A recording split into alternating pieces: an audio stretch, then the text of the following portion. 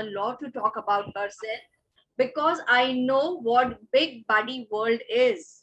But it's always good to get it from the horse's mouth. And the best part is, I want Lopamudra to herself give us an introduction.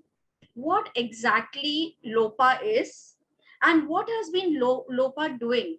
Because Lopa is an influential, Lopa is a connector, Lopa is a good listener. Lopa is a good dancer.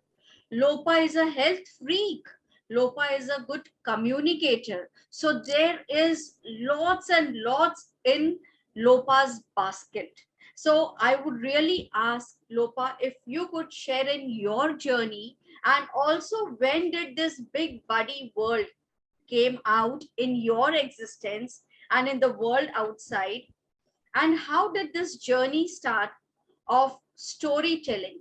Because I always remember, back when our grandmothers used to sit and knit the stories, and when the family bond used to be so amazing, ki everyone used to look out for that Sunday when that 9 o'clock movies used to get over, and that was only one channel, Doordarshan, that time. Yeah. It was only Doordarshan, but there was lot of connectivity. And now when we see the amazing OTT platforms, which has brought in the disruption in the entire unit of, say, communication, of, say, entertainment, but everyone has taken their own spaces on that OTT platform. So maybe I would love to watch Netflix. Maybe my daughter would not love to watch Netflix. So everyone have got engrossed with their own cell phones and have made the world so small. And in that small world, you are the one who is contributing to make the world so big. So over to you, Lopa, for this beautiful journey for next 1 hour. Thank you, Nita, and thank you, Dr. Kimani, and for the invitation, and thank you, Payal, as well, here, and rest everyone. Thank you for being here. Yes, so as before we started, I was having a talk with Dr. Kimani about her. He was asking, Lopa, can you tell about yourself? And I told, of course, little bit about myself. It's that girl, it's this woman who really believes in herself and child in her inside her, and which is going to stay till she dies because she loves to listen to stories and tell stories. So I think that storytelling is something which has been a part of me from my childhood, and I think for everyone, as you said, it's just that the professional storyteller is something which we say that that has come into existence because of the kind of world we live in, where we need to have some terms so that we connect in a professional manner. Otherwise, I would say it's the same. Uh, it's a story that is important. It's the emotions behind the stories which is important. It is the warmth behind the stories which is important. It is the love behind the story which is important, and it's the simplicity behind the story which is important, because things which connect you connects the storyteller with the reader, whether it is an emotional current connect between a parent and a child and a grandchild, or a organization with its employees, or an or a customer with its product. So everywhere storytelling plays an important role. So my realization of this power of storytelling, of course, came through because of my journey with storytelling. I would not say that I started my journey or my career as saying that I would tell her and I will change the world with the power of storytelling. And there's all, no, I did not know anything about that. I was just a student. I passed my from Xavier's Bhubaneswar, and then I went into my job thinking that, okay, best in my job. And then, as usual, something happened. Like, for example, I got married. I had to leave my job. I had to take a break, take care of my child, and then again started my job after that. And that is where, wherever I have worked, slowly the realization came that every place I have used storytelling as a medium, whether as a trainer, whether as a teacher, whether as a project manager. Everywhere I've used storytelling without knowing that I was using storytelling, you know. And somewhere when I started writing down about what, when you write your CV and you go ahead and put it across, that's when you realize that, wow, every place storytelling has played a role in changing, uh, might be someone's ideas, or someone's way of thinking, or a child's gifting a child to dream about something, or making or convincing a parent, all these things. I realized just because I knew that I was using storytelling somewhere. And that is when, I started realizing that why don't I use it uh, as as my workspace, in the sense, somewhere I talk about, you dream, you dare to dream, go ahead and take risks and all these things. Why don't I do that and walk the talk? And that is when I decided that I have to leave my job and start something of my own. And during that time, the changeover was happening, in the sense that children were getting into watching TV and mobiles and all this, and reading was something which was not happening amongst children. And parents were like busy with their work and all. And that's when I realized, why don't I create a space as reading space for children? And when we say reading space for children, and somewhere I thought that, not as a teacher but as a friend. And what better word than buddy? And that's where, and always when we meet children, we say, I'm a buddy. And since I'm a little bigger in size, so that's why I'm big buddy. And that's where the entire dynamics, I mean, it changes, so the relationship between the child and you changes. The way they behave changes, the way they look at you changes, the way you tell your story changes, the way your trainers also feel that you are a buddy, and the way they deal with children changes. So so just a change of the name, that you're buddy and not a teacher or not a facilitator, changes many things, how you deal with children, or how you deal with parents as well, because for parents it becomes a space where they can trust the children. Important space, because they'll leave the child for 1 hour 2 hours with you. Most important factor for them becomes a trust factor. So somewhere we say we are buddies, we listen. And somewhere children come up with some stories where they share about their stories. You need to have a space where children come and speak.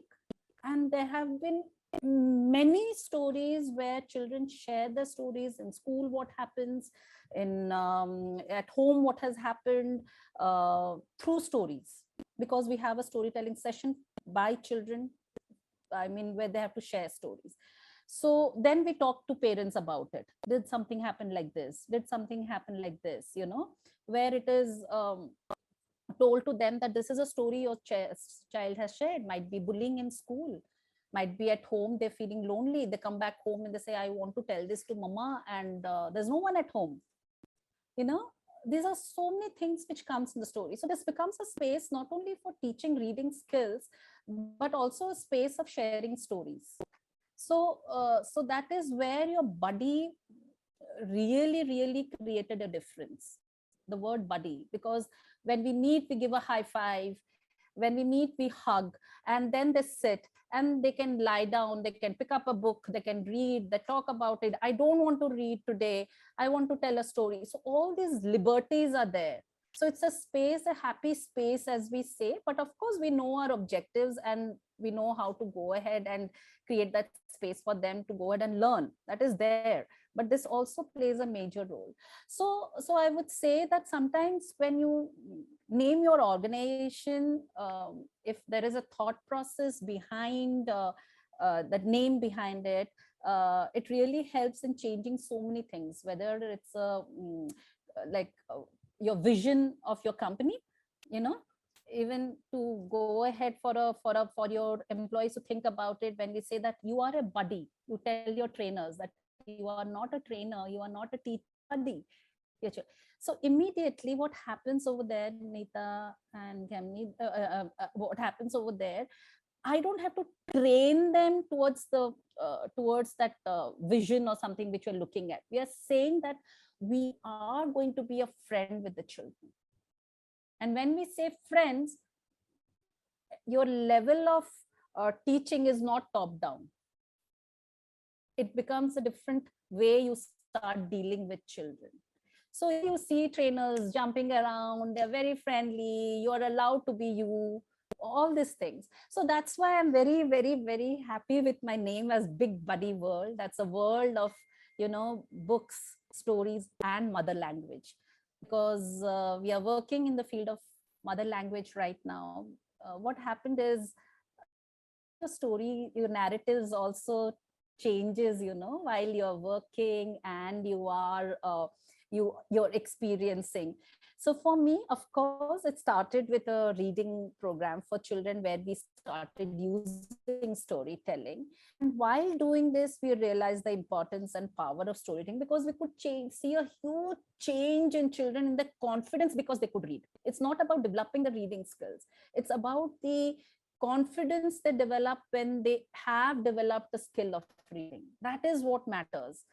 And the more confident they are as a child, they love to come up and tell their stories, and that is what we want, and that is what they want to be communicators.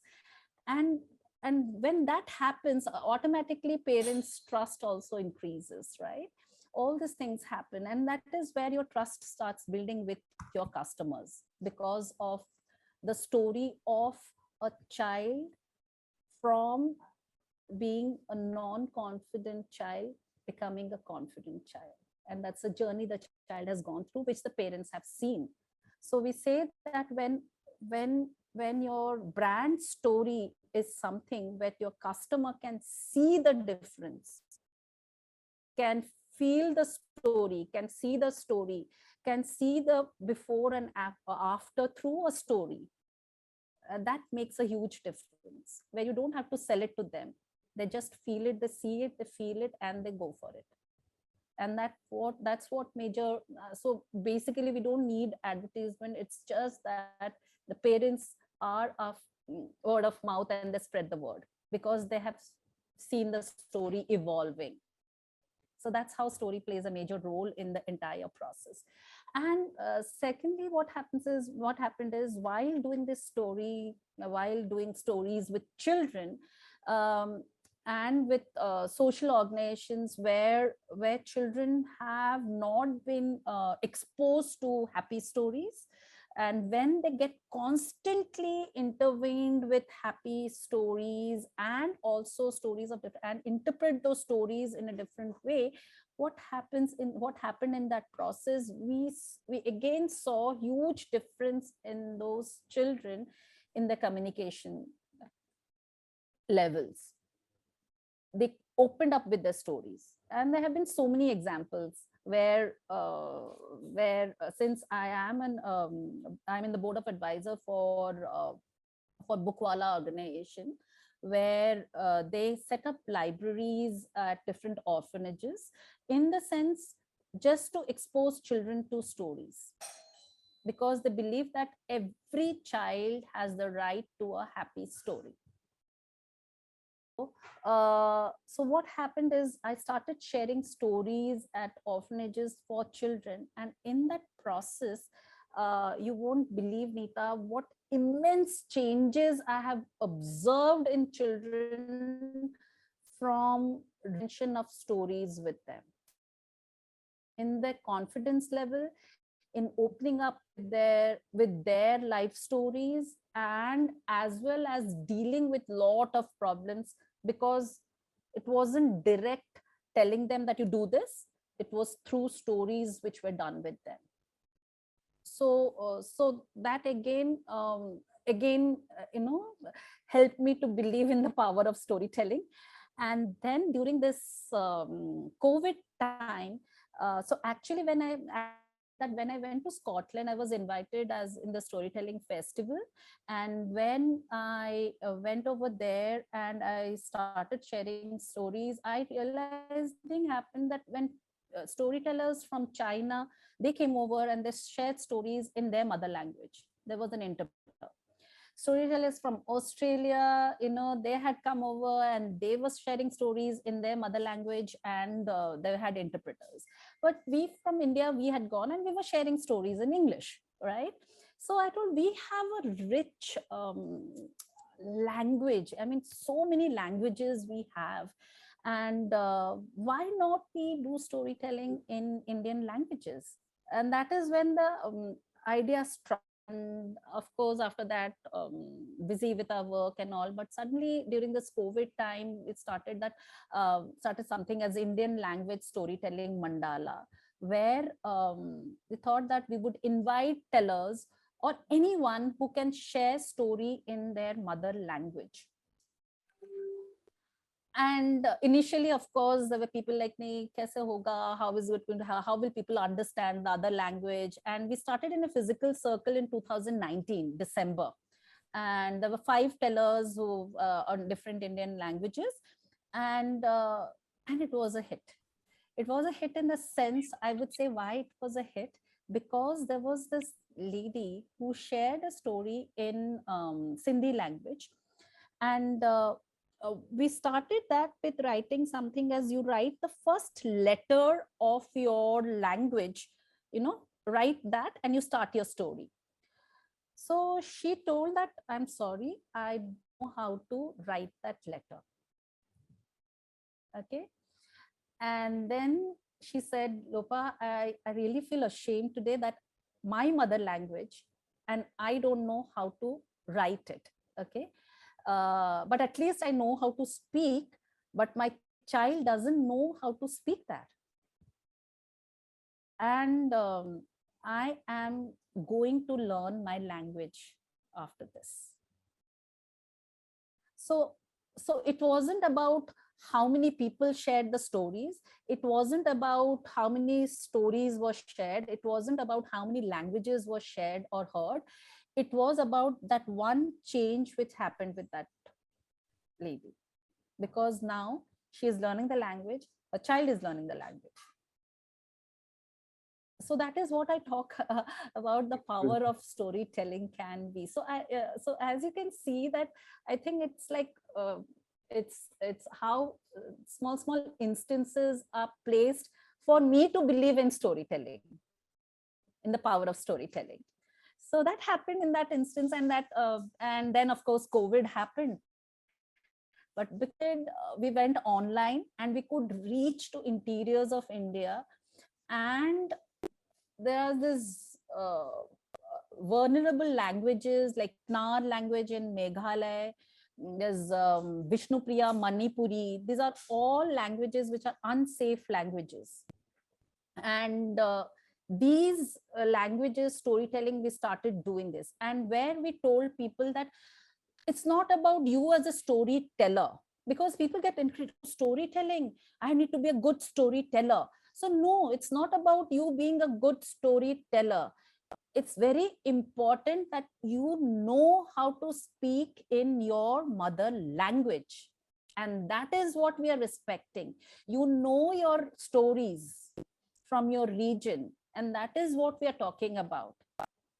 We are not talking about how good a storyteller you are, because the moment you tell a story from your heart, and especially from in your mother language, you will connect.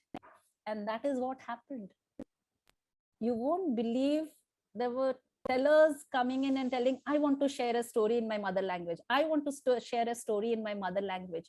And around 92 tellers have shared stories, and there are 225 languages we have shared stories on our YouTube channel, where it is like, I will tell you, it's these numbers don't make justice to the feeling they went through when they have shared their stories, because they have come up with their stories and they have shared that my mother became so happy because I have shared a story in my mother language.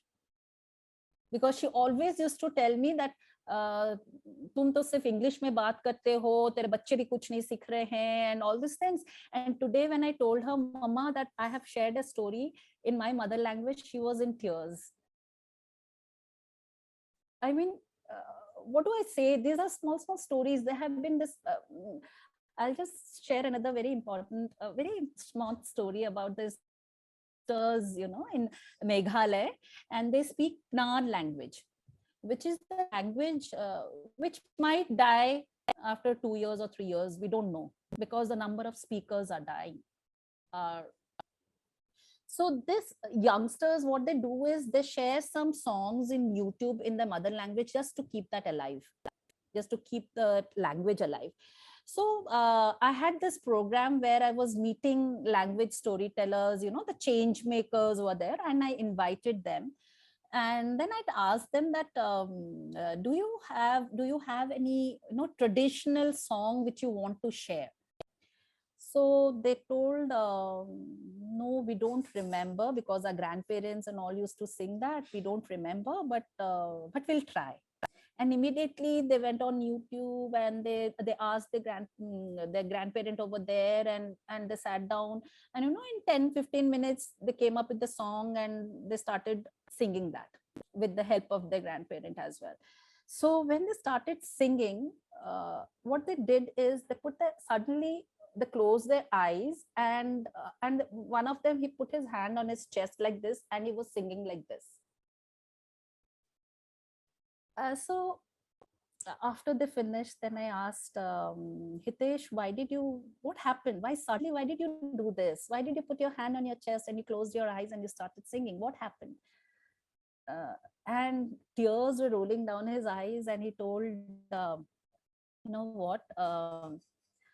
Again, we share songs and all, and today I realized that we don't know this beautiful traditional song which our grandparents know, and tomorrow if they die, there's no one who knows this song. And that song actually meant about, there are powerful people who will overpower you. Powerful languages which will overpower your languages. So it is you only who can keep your language alive. It is you only who can keep yourself alive. It is you only who can keep your identity alive. and and he was crying. He's saying that, what is that we can do? And that is where we started with our project with them, that is Back to Childhood, where a group of youngsters, they would be going ahead and documenting stories and songs and in their language. They will be writing it down in the language, and as well as sharing it on YouTube. So we are working on that project with people, where basically with languages which are dying. Power of storytelling. Yes. Where they shared a story, and then they realize that how important my language, I need to save that, I need to work on it, I need to work towards it. Yes. So that is what I'm talking about, that how is as a process and as an intervention as such. That is one thing about Anita. Yeah. So I think with this I remember one more thing, Lopa. Like you were telling, the story, the language, which actually connects. So many a times, if we are traveling across the globe, maybe in abroad or somewhere, when you see someone, some Indian, we tend to ask, "Kahan se ho bhai?" Right. So because we want that someone, maybe right now I'm in Bombay, but anyone from Delhi, but still that India comes. Yeah, so language of course connects. So that's what we say, that in a story, when told in your language, anything, when they say that when you speak in your mother language, you speak your heart out, you connect with your audience in a different, because the intonation you use in that particular words is very different. It cannot be converted or translated into English that word in that particular language. So of course, so that's where we have started something as with Project Children also, that is Young Indian Language Crusader, where children are a part of the project for 3 months. They share stories, so that gives them an opportunity to discuss with their parents and grandparents about stories in their mother language, and document those stories. That gets documented, and as well as it is shared. So anyone wants to listen to those stories also I mean, they can easily go and listen to those stories, you know. So story plays a major role in increasing, I would say, the mother language footprint. So I'd say that we are looking at somewhere where we want to increase the mother language footprint, and stories will play a major role in that.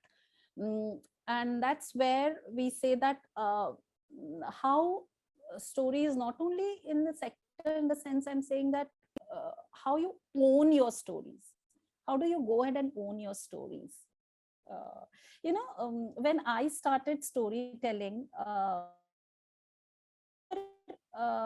when I looked at the stories, I found them, the narratives were basically what was told to us. And when I go ahead, if I tell the story in the same manner, then I'm not doing justice to myself. So, for example, if I've heard a story in a particular manner from my grandparents or parents, or has been taught, or if I've read it, and while reading it, I interpret the story in a different manner. But if I'm interpreting it and I'm keeping it to myself, then I'm not doing justice to that. So I thought that why not share it?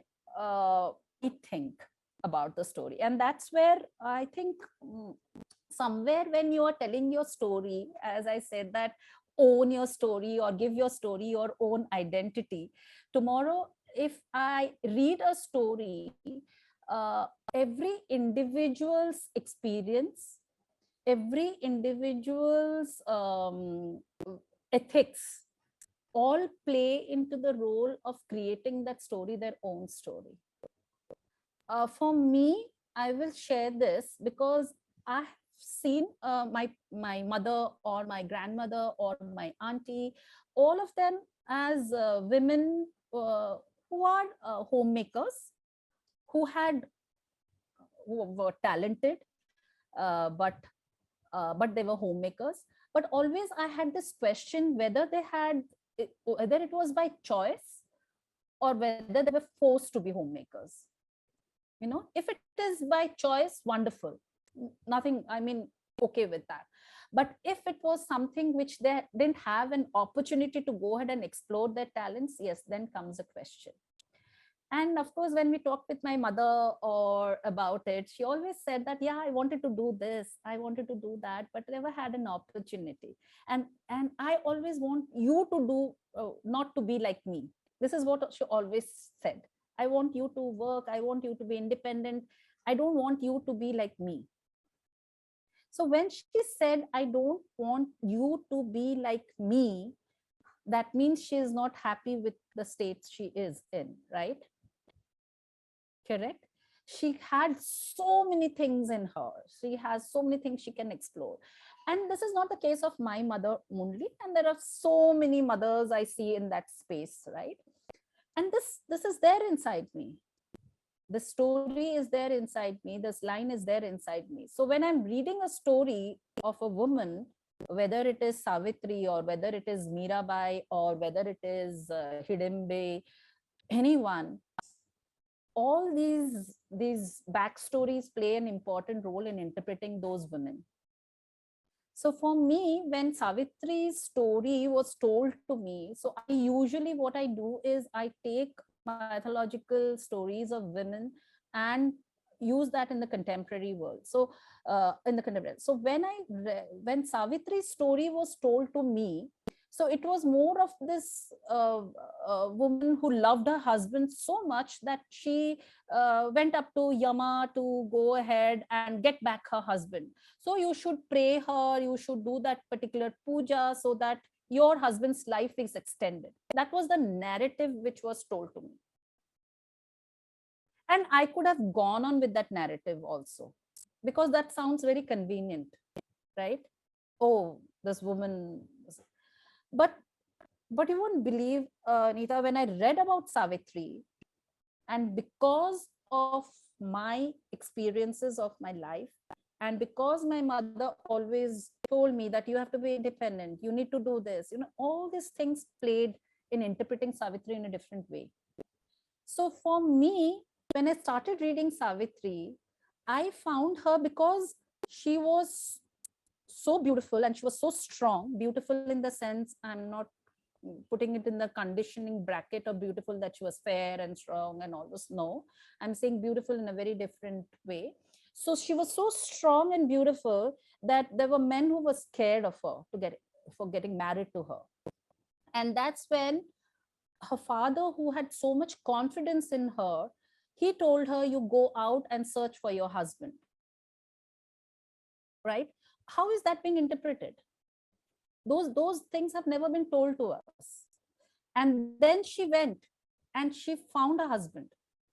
But when she found a husband, that is when Narad Muni told her husband, told her father that no, that person will die within 1 year. So tell your daughter not to marry her. But this woman, she believed in her decision. She told, no, I will marry him. Sorry. But if the person is, say, knowing the risk of losing her husband within 1 year, but she's going ahead and taking that decision, then somewhere I would interpret that lady as knowing the risk and taking a decision based on analyzing her risk. She didn't just go ahead and decide that, no, since I love that person, I will marry that person. No, she knew what was the risk. She analyzed the risk and she took the decision. Right? Risk taker. And then after taking the risk, she didn't sit down. She started researching on her opponent, and that's Yama, because she knew that Yama is a death god. She started, how did she know what kind of question she's going to ask Yama? You can't go and ask questions like that unless and until you know your opponent, right? And that is when she started researching about Yama, that Yama is a kind person. Yama, whenever he says something and he promises, he does that. So all these things helped her to ask her question and lead Yama towards saying yes.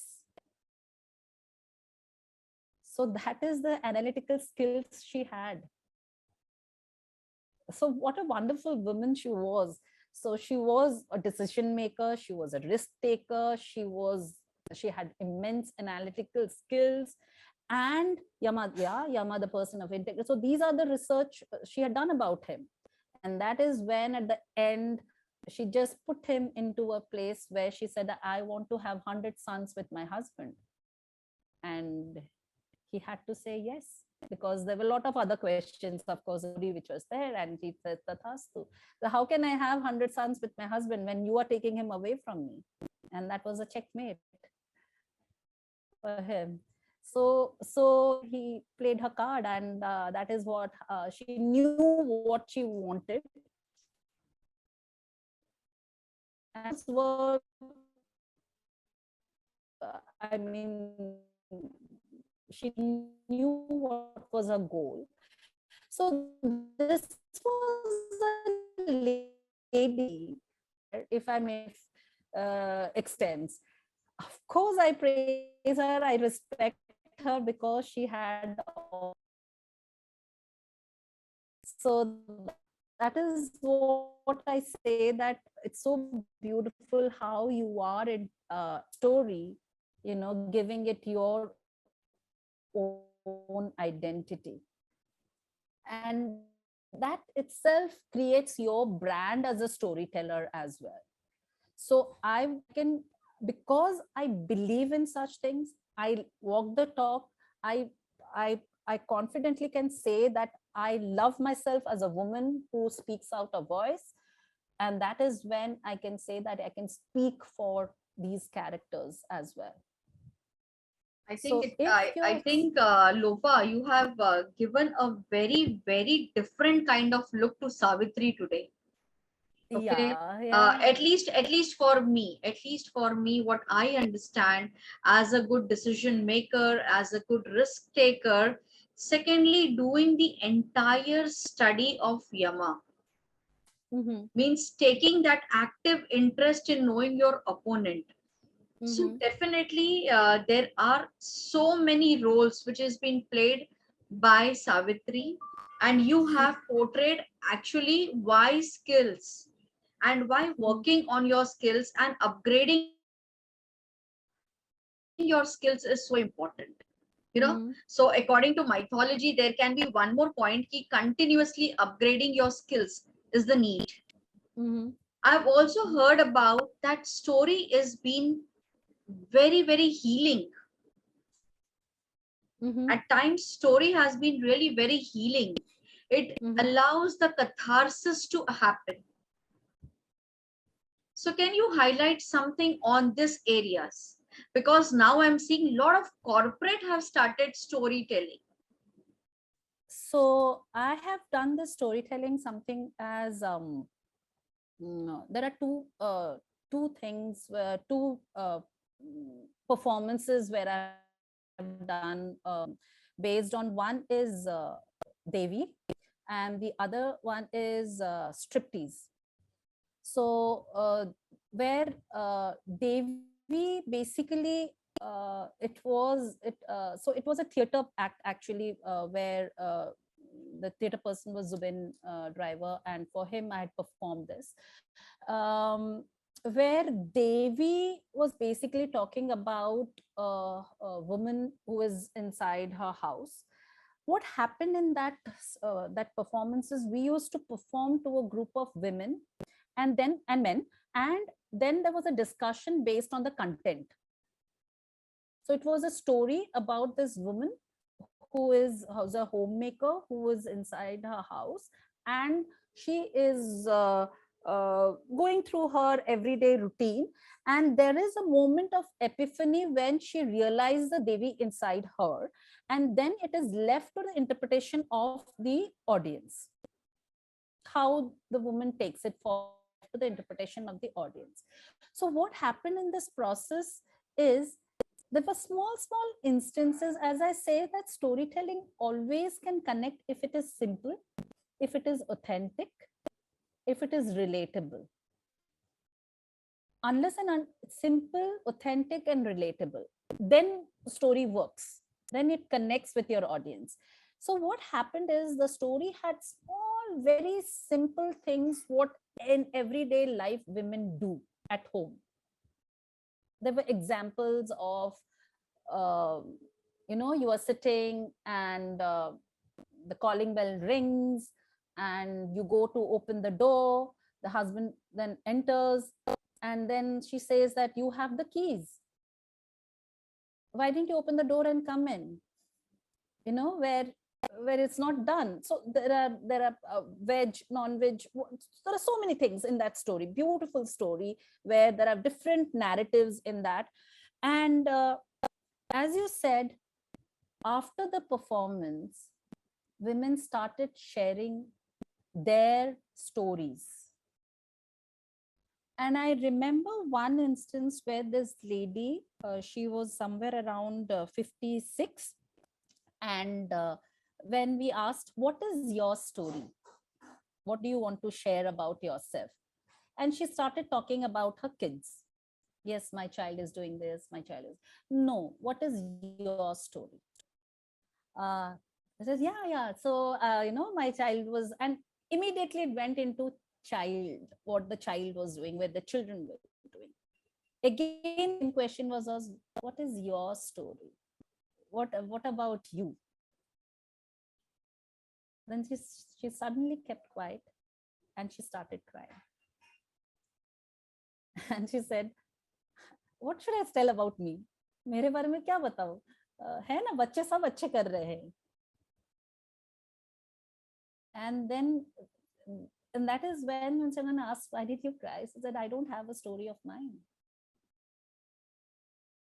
And then she said, I hope if there are youngsters over here, I would say don't wait for 56 years to say that I don't have a story of mine. Start creating your own stories right now. So that was a very, very powerful statement from her. And that was a huge catharsis, as you said, at that point of time, just because there was a performance which they watched, there was a story which was told and which connected, and they found a space where it was they could share it. And that becomes very important, and how you deal with that sharing also becomes important. So stories, I would say, it's not only kind of I go ahead and I tell that story. So I was just saying that since it is such a powerful weapon, that it has to be used very responsibly. So that's where your responsible storytelling comes into picture. Whatever you are sharing, whether with children, it needs to be, you're not talking about sanitizing the story. I'm not talking about sanitizing. I'm talking about editing the story properly, so that it's crisp, it goes to the right audience in the right manner, and it creates the impact you want to create, the kind of impact you want to create. So that is what I would say, that take it as a responsible storytelling. Please prepare your stories, research on your stories, look at the layers in the stories, and how is it going ahead and create an impact with someone when you're sharing a story. All those things become very important.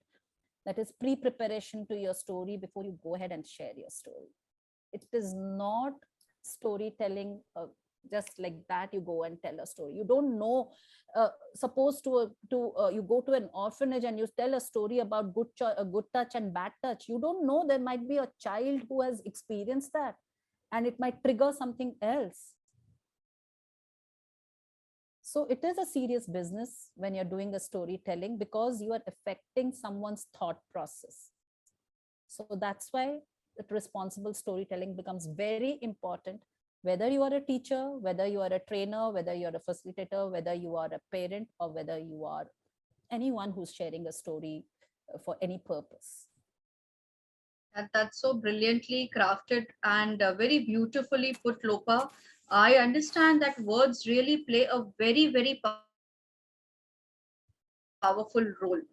So your words can make or your words can break.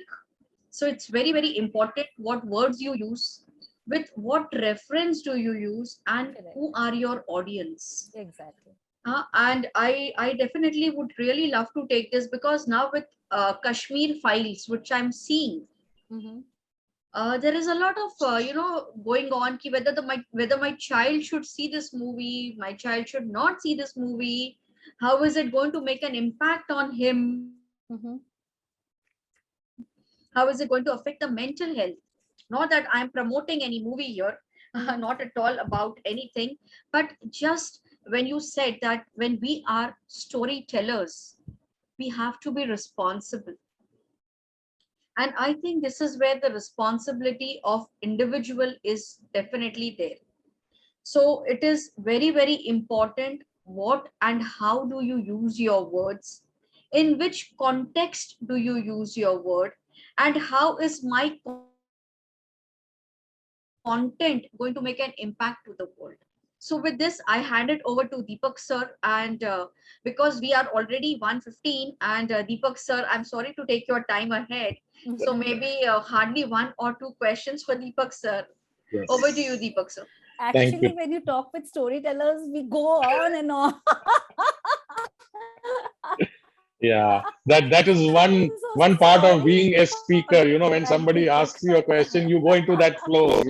So that, and luckily we have that time. So and in fact, there was one question of mine which I wanted to ask you, which you Sure. answered in your last paragraph. Uh-huh. Is there a difference between telling stories to children and telling stories to adults? And then you spoke about editing it and sanitizing the story. So thank you for sharing that. I Mm-hmm. have one more question for you, and Sure. we have with us Brigadier Sushil Bhasin, and I will share an example of his story with you, and then we will try to relate to what I am asking. Sure. It's very easy to pick up stories from your mythology, from your ancient texts, from what you read in history books, Correct. and give it out as a story. Mm-hmm. Then there are personal stories. Correct. When I am a finance person, I can give you a story of how my hand holding, my helping help change the financial life of my client.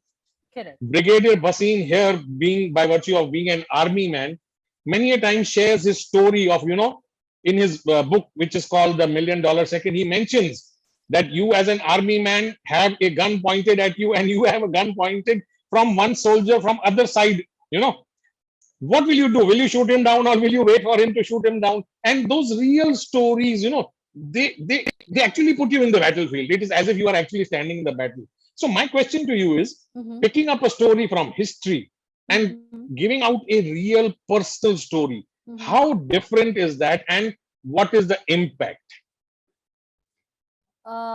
Again, picking up a story from history and interpreting that depends upon the kind of interpretation the person would be doing.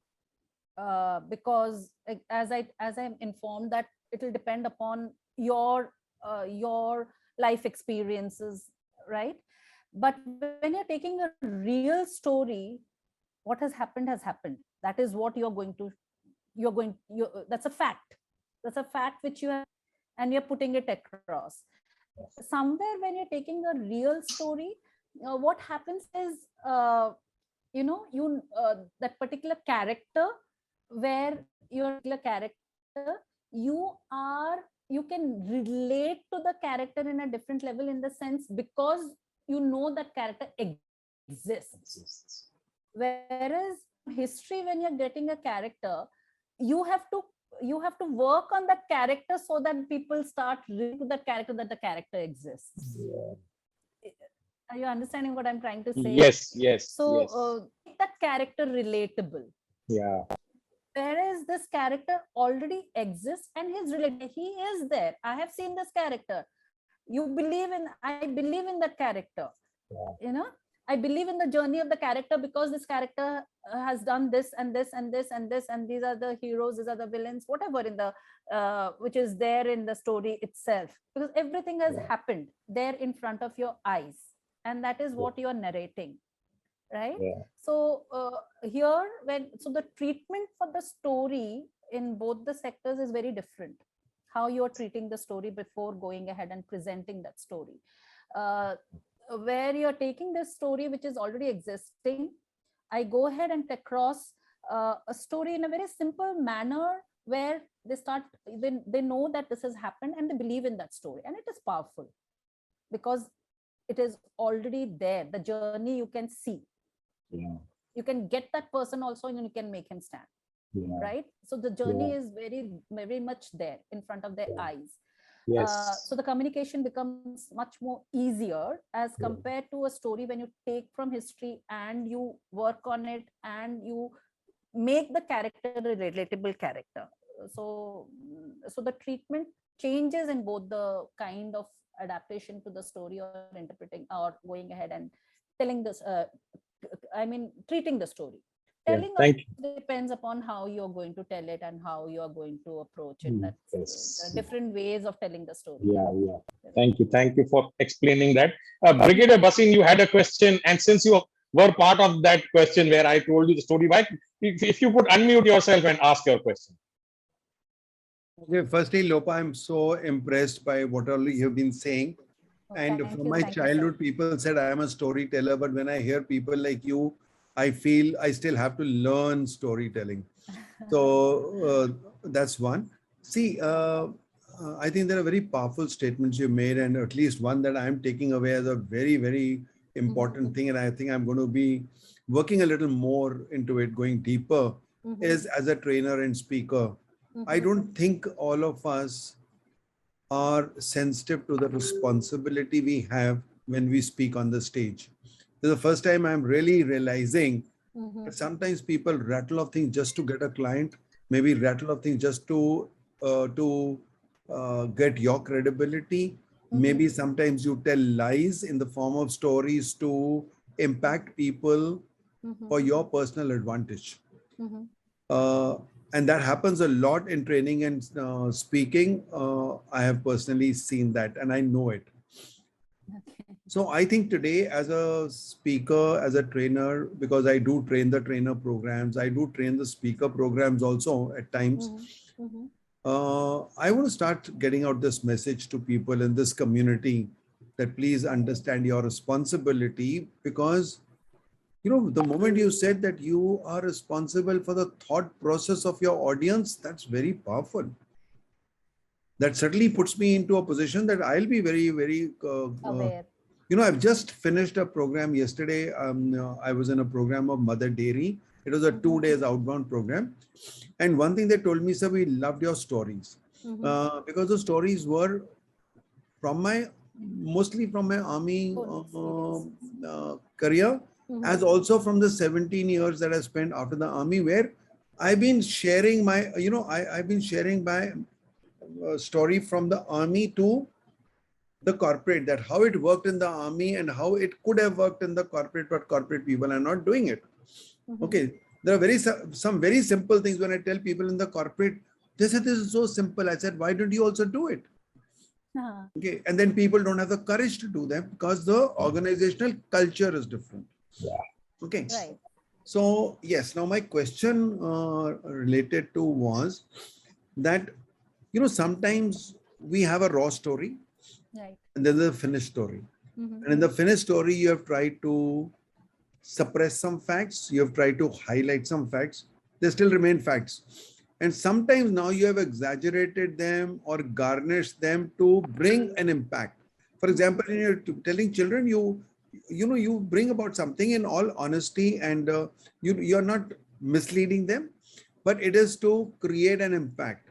It is to bring about a lesson. So there is a lesson in your mind. You tell that story and you little bit exaggerate to make it more impactful, because I understand that even that exaggeration is a form of bringing polish to a raw story. Yeah. Like all memory books will talk about that we remember things which were a little, like you say, a huge elephant. Okay, and then, so the moment you say that, when you exaggerate, when you say that there was orange which was 5 feet in diameter, so this doesn't exist, but it makes you understand. So what I'm saying is, what is the role of this intended garnishing or exaggerating a story to bring an impact? I would say with children, it's very much required, because we are talking about imagination skills with children. So when we say, so exaggeration of anything brings about when you said a huge orange, that the moment that huge, oh my goodness, for a child that huge is so different, which even you can imagine. I mean, we as adults can't where it takes them. The moment you say a huge or a huge tunnel, you know, and suddenly there are tunnels with so many things in that. So I would say that with children or with adults as well, why limited to children? Children, of course, when we are talking about things with settings, with noise, with the voice of the villain, of which we say, or anything, and with your body language, everywhere that exaggeration is required. Oh, the king sat over there and he said, "Come here, I'm going to gobble you up."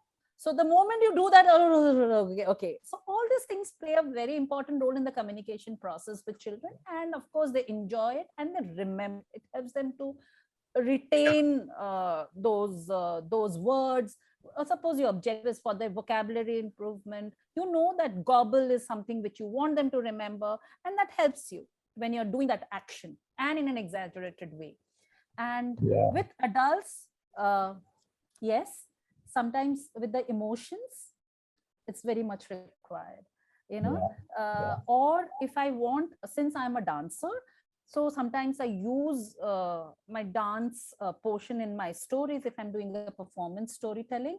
So somewhere if I want to exaggerate the emotion part of it, I use the dance form to give it that effect, you know, so that the turmoil, if I'm saying. So that's where I say that if I have something as a turmoil which is going on, like a question and an answer within me, how do I show that? Either I do it through words, or I do it through some movement. And that is where your exaggeration movement plays a very important role. So yeah, that adds up to the to what I want to communicate and make it more impactful. Yeah. So Thank you, Brigadier Sir, for asking this question and wonderful reply, Lopa. Yes, Brigadier Sir, you wanted to say something. Yeah, no, I just wanted to say, yes, when you're doing all that, when you said gobble and all, it is basically to make people remember. So retention and association, which they say in memory, that, when you associate with a sound, when you associate with a yeah, picture, because exactly. I did a memory course long time back, Action. and associations were taught like that, that uh, you'll remember that picture. With the For picture. example, they have the spec system, and when you say tie, and tie is for one. Okay. Yeah. So then you imagine a big long tie, and you say, okay, there's a tie and an elephant. So elephant is Yeah. wearing a tie. That means elephant is number one in that list. Correct. That peg system. So it's, yeah. So association matters, and not only, and I think you brought in a beautiful aspect. Again, I've written that down also, that while in children exaggeration and all is for impact, I think for adults you use that thing, and I'm very happy about that, is emotion. Because when we just had this professional speakers summit last week, and one of our own members, Kiran, she told a story of her life, and she's talking about vulnerability. Mm-hmm. I've had some foreign speakers who have come back to me and said, we didn't see somebody like this. Her tone, her tone, her face was showing that emotion so Emotion. beautifully that you could relate that, she's in it right now. Correct. So that's also when, when I'm saying is the impact of a story must be such that it not only impacts a person that moment, but that impact Stays. remains there, it stays. Okay. And that brings me to one article I read, and then I heard somebody talk about it. And that was that if there's a speaker who has the best of content, and he's got very good delivery, very good body language, he's standing on the stage, powerful personality, and still he does not get that type of success that other speakers get. What is that one thing missing in all this? And the word was performance, because a speaker needs to be a performer. So that performance comes from this emotion, from this, where uh, where he's just not speaking. He's not relying only on his words, but he's also relying on his emotion, on his impact through the emotions he creates, the tonality of the voice, I the always think, sorry to cut in, I always think if you are authentic uh, with your communication process, I don't fake it. I, I I am what I am. This is how it is. Somewhere it plays a very important role in creating that connect. I feel it's my version of it, in the sense to be a better communicator. If and whatever I feel, I say that.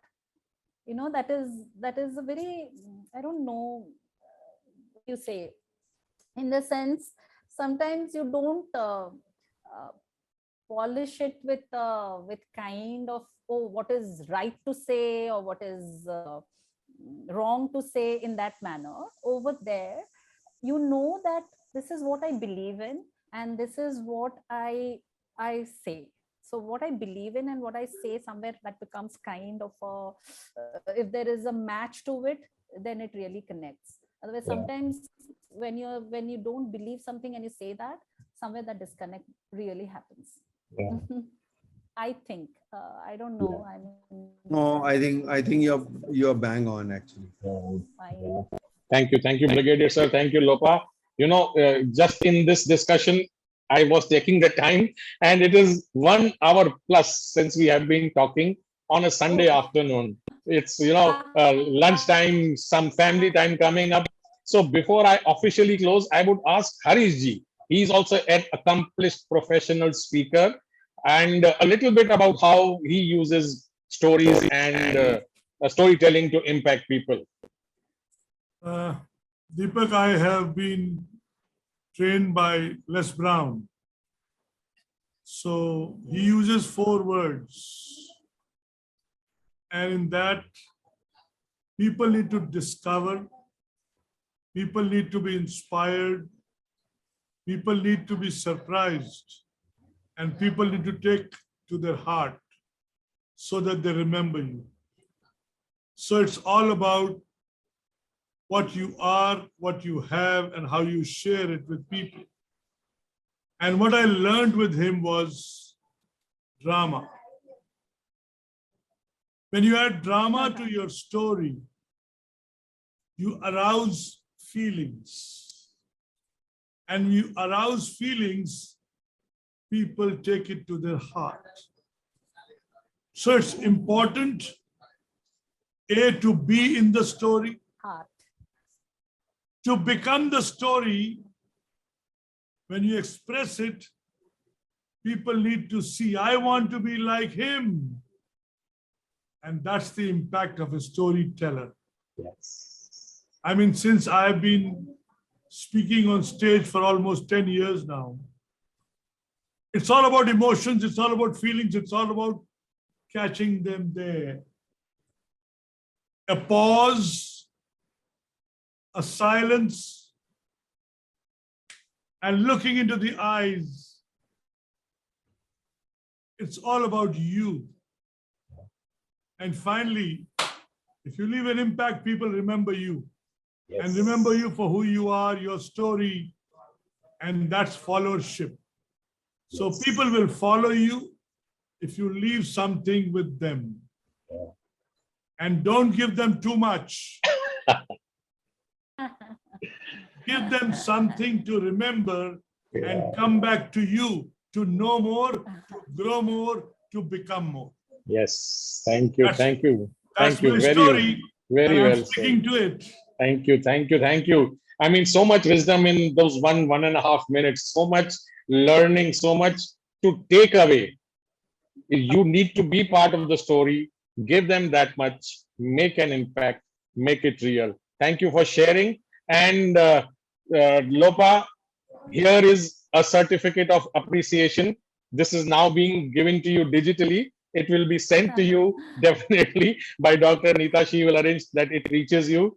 Thank you so much for taking Thank out you. time and giving us your experience, your stories, how it has managed to change lives, how it has helped to probably stop the decay of a language disappearing, how it has helped people to get back to their own mother tongue, their stories which were given to them by their grandfathers, their songs, how it has helped change lives. Looking forward to meeting you again soon on this platform. And thank you everyone for joining in. Do join us again next Sunday, 12:30 in the afternoon on another episode of Bloom Talks. God bless you all and thank you so much.